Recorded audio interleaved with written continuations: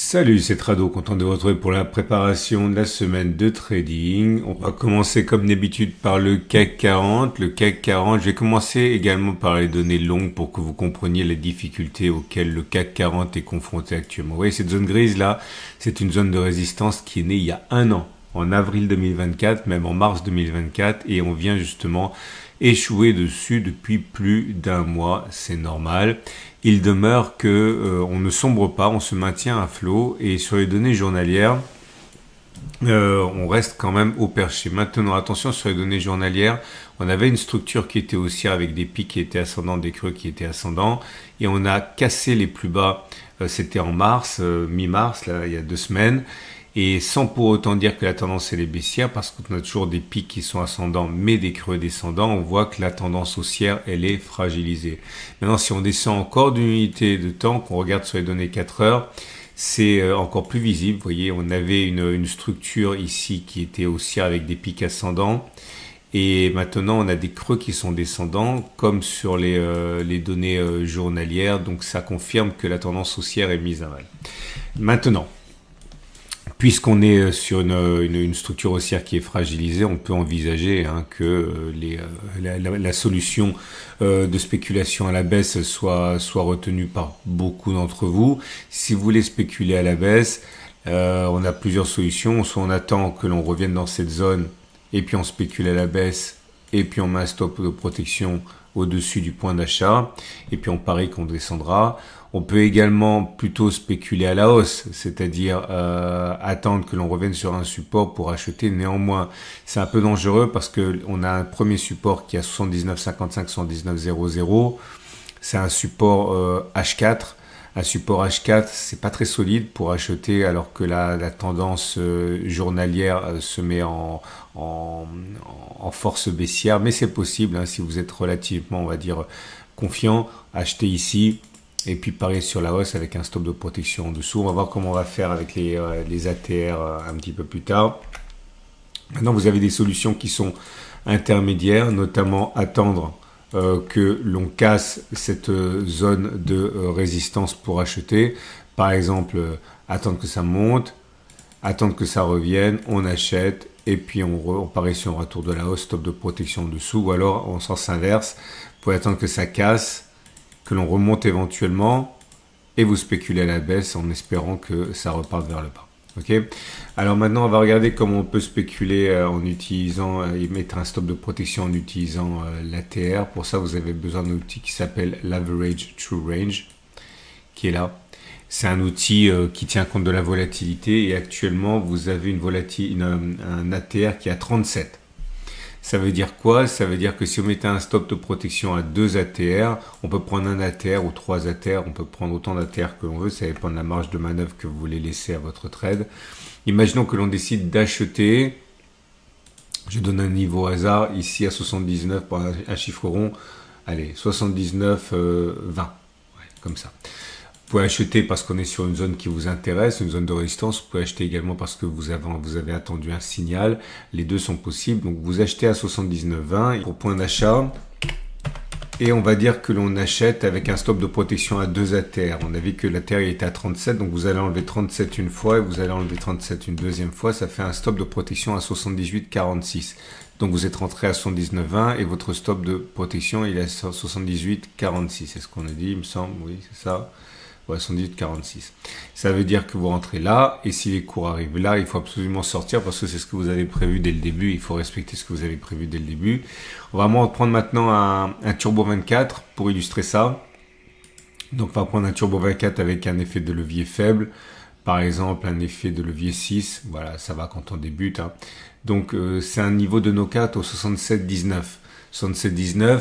Ça veut dire que si les cours vont jusqu'à 67,19, eh bien, votre Turbo 24, il vaut 0. Il faut absolument pas le laisser aller jusqu'à 77,19. 77,19, c'est ici. Ok, donc si les cours vont jusqu'à ça, eh bien, vous avez tout perdu. Tout perdu combien? Mais ça dépend combien de Turbo 24 vous avez acheté. En imaginant que vous avez acheté 10 Turbo 24, vous perdriez 138 € si les cours vont jusqu'à là. C'est beaucoup trop quand on débute. Mais vous, de toute manière, vous avez décidé de sortir à 78,48 ici. Donc on va faire ça visuellement, ça fait quoi? Ça fait un dixième. Donc si, c'est juste un exemple, hein. Donc si ici vous avez perdu 138 euros, si vous sortez ici, vous avez perdu 13 euros. Ok, ce qui est beaucoup plus acceptable. Ok, voilà. Maintenant on va prendre l'exemple d'une spéculation à la baisse.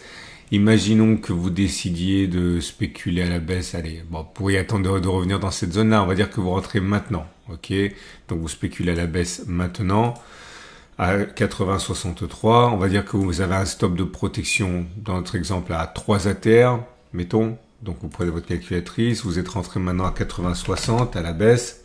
On a vu que l'ATR il était à 37. Donc si vous mettez un stop de protection à 3 ATR, vous faites plus 37, plus 37, plus 37. Ça fait un stop de protection à 81,71. 81,71, c'est ici. Si les cours vont là, il faut absolument sortir. Ok, parce que votre trade ne se sera pas passé comme vous avez prévu. Il faut sortir. Et il ne faut pas attendre que l'on désactive votre Turbo 24. Hein. Donc on va prendre un Turbo 24 avec le plus faible effet de levier qu'on puisse. C'est celui-là. Il y a un effet de levier de 10 qui est déjà beaucoup. Attention à ce combien vous risquez. Donc c'est un niveau de knockout à 88,53. C'est-à-dire que si les cours montent jusqu'à 88,53, vous avez tout perdu. Tout perdu combien? Ça dépend combien vous avez acheté de Turbo 24. Si là aussi on prend 10 Turbo 24, vous auriez perdu 82 euros. Ok, c'est trop quand on débute. Quand on débute, on joue quelques euros, voire des centimes, le temps de se familiariser. Ok, mais vous, de toute manière, vous ne perdrez pas 80 euros parce que vous avez dit que vous sortiez ici. Ça fait quoi? Ça fait un cinquième, un sixième, je sais pas. Ouais, un cinquième, c'est pas très important. Donc un cinquième, c'est-à-dire que vous ne perdriez que 81 divisé par 5. Je vais faire le calcul parce que je suis trop mauvais en calcul mental. Mais voilà comment ça fonctionne. Ok. Maintenant, on va terminer en regardant les bougies Akinashi. Les bougies Akinashi sont neutres, quoique ça devient plutôt haussier. Des petites bougies vertes, là sans mèche basse, autrement dit, c'est plus haussier que baissier pour le France 40. Il est plus possible que l'on continue de monter plutôt que l'on ait fait les plus hauts. Et le sentiment client à l'heure où je parle, ce qui est biaisé parce que la semaine n'a pas vraiment commencé, mais enfin bon, ça a terminé comme ça. Plutôt long, à 66% pour le CAC 40. On va passer maintenant au DAX. C'est la même chose. On est en rebond technique, plutôt violent. Notre prochaine résistance est la 23 440, 23 200. Notre prochain support c'est 22 670, 22 370. La structure elle est haussière, que ce soit en données journalières ou en données, vous voyez les pics ascendants et les creux ascendants. Donc la structure elle est plutôt haussière pour le CAC 40, pour le DAX. Si vous voulez spéculer à la hausse, vous pouvez attendre que l'on revienne ici, vous achetez, vous pariez sur le fait que ça remonte, stop de protection en dessous. Vous pouvez attendre que ça s'enfonce pour avoir encore plus d'intérêt acheteur avec la zone de support H4 et la zone de support journalière. Si vous avez un biais plutôt baissier, vous pouvez attendre que l'on revienne sur cette zone là et puis spéculer à la baisse, stop de protection au-dessus et puis bien sûr les solutions intermédiaires, vous attendez que l'on passe, vous achetez en cas de retour.